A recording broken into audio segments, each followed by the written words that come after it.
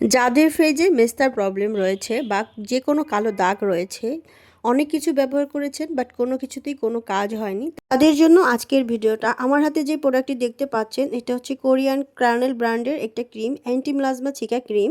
এই ক্রিমটা হচ্ছে সেনসিটিভ স্কিনের জন্য, যাদের স্কিন অনেক বেশি লাল হয়ে যায় বা জ্বালা করে, কোনো কিছু ব্যবহার করতে পারে না, তাদের জন্য এই ক্রিমটা একদম বেস্ট। আর এখন আমি যেই ক্রিমটা দেখাচ্ছি এটা হচ্ছে এপিএলবি ট্যানজামিড অ্যাসিড প্লাস নাইসিরামাইড। এই ক্রিমটাও কিন্তু লাল তিল, ব্রাউন তিল কিংবা ফেজের যে কোনো কালো দাগ আর অনেক দিনের মেস্তা, অনেক কালো হয়ে গিয়েছে, অনেক ডিপ মেস্তা পড়েছে, তাদের জন্য কিন্তু এই ক্রিমটা অনেক ভালো কাজ করবে। যাদের স্কিন অনেক বেশি সেনসিটিভ এবং অ্যালার্জি আছে তাদের জন্য হচ্ছে অ্যান্টিমিলাজমা সিকা ক্রিম, আর যাদের এ ধরনের প্রবলেম নেই তাদের হচ্ছে এপিএলবি ট্যানজামিড অ্যাসিড।